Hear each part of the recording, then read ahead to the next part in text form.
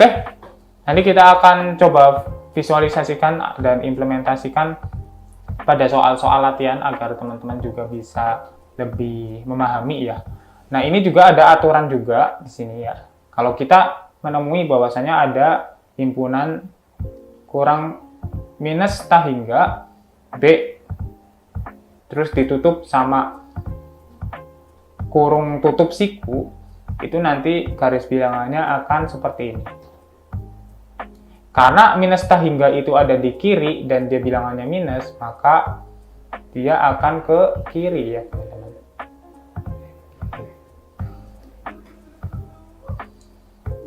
Oke, ini adalah sifat-sifatnya ya, sifat-sifat yang bisa teman-teman pelajari. Tapi kita akan pelajari lebih dalam melalui contoh soal agar teman-teman juga bisa melakukannya ya. Oke, ini juga sama tadi, jadi ada beberapa aturan ya dan variasi metode untuk penamaan ini. Ini kalau yang tadi itu kurung tutup kayak gini, kurung buka ya, kurung buka yang kayak gini.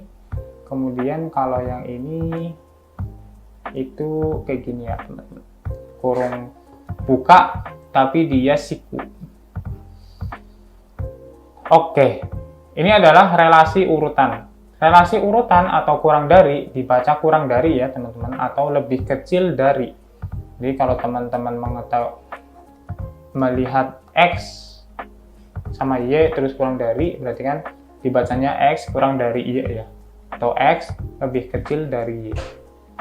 Nah, karena X lebih kecil dari Y, otomatis si X itu akan berada di kirinya nih, kirinya si Y. Jadi kalau kita punya X-nya itu 5, Y-nya itu 7, otomatis yang 7 itu ada di kanannya 5 ya. 7 ada di sini, 5 ada di sini. Jangan sampai kita menulisnya seperti ini teman-teman. Ini salah ya teman-teman. Ini salah. Oke. Ini ada sifat-sifat urutannya ya.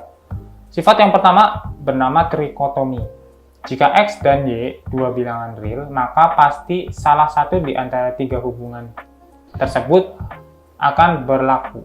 Jika X dan Y itu adalah real, maka hubungan ini akan berlaku nih teman-teman. Ada trikotomi, transitif, penambahan dan pengurangan, perkalian ya.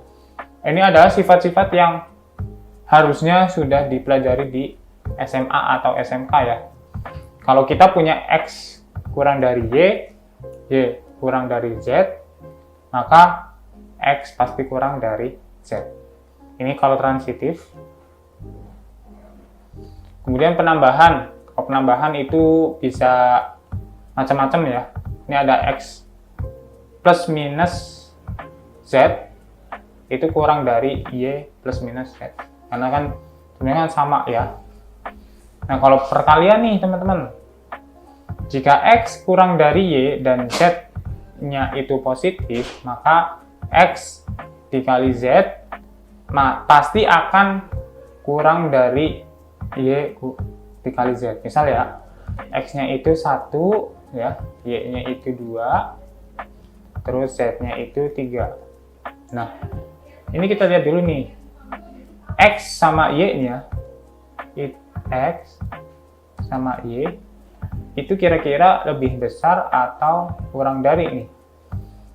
Kita lihat dulu. 1, X-nya kan 1, Y-nya kan 2. Ternyata X-nya itu 1, berarti kurang dari ya, karena dia lebih kecil dari 2. Nah, karena kurang dari, maka dia masuk ke aturan yang pertama yang ini ya. Maka X Z pasti kurang dari Y Z. Dimana X itu 1 dikali Z-nya itu 3 kurang dari kali 3. Jadi hasilnya itu 3 kurang dari 6. Tapi kurang dari ya.